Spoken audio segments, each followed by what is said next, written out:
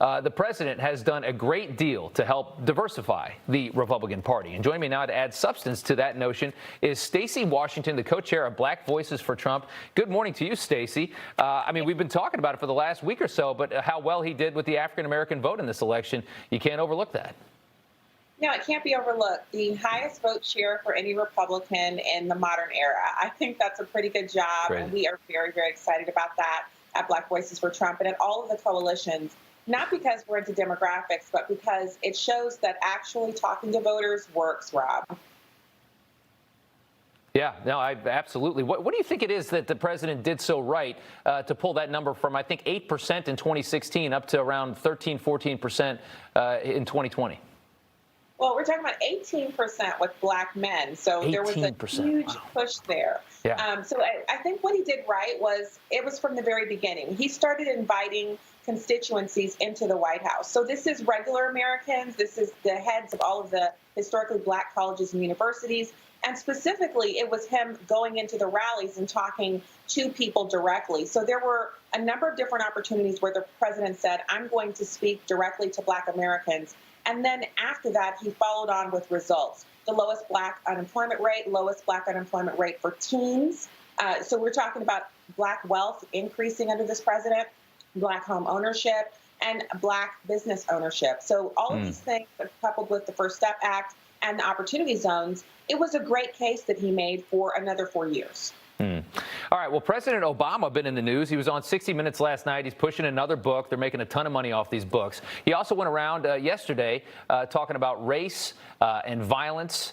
Let's go ahead and listen to this, and then we'll get your reaction on the other side.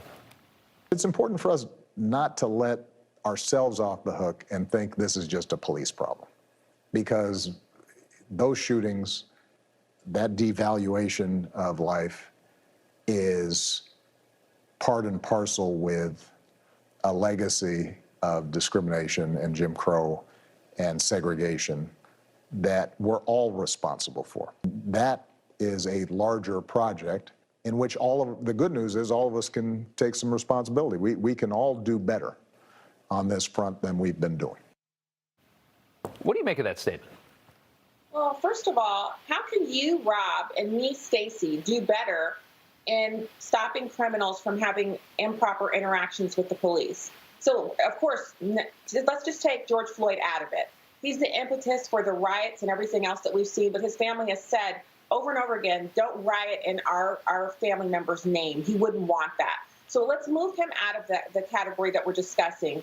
President Obama was responding to the questioner talking about Tamir Rice and some others. Look, there have been a couple of unauthorized or unjustifiable police-involved shootings. But for the most part, we're talking about individuals who are interacting with the police because they've committed the crime or are suspected of committing a crime. And then after that, things go wrong when they fail to follow police orders. So how are you, Rob, and me, Stacy, responsible for that? So every time he comes back out to peddle a new thing that he's selling, from really, he's in the most elite part of America, Rob. Right. This is an individual who however he started out, right now he owns 5 homes, one of whom is in Martha's Vineyard. Yeah. This is not you and me talking. This is an elite individual lecturing us about what we can do to make things better for criminals. I'm not accepting it. Every time he comes out, I'm more disappointed. I wish he'd followed Michelle's advice. She told him not to run. Think of how great America would be if he had taken that. Interesting stuff. Stacy, great to talk with you. Great perspective. Thanks for coming on. Thank you.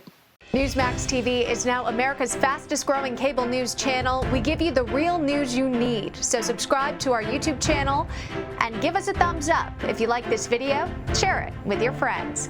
Newsmax TV streams live on YouTube for free. Newsmax TV, real news for real people.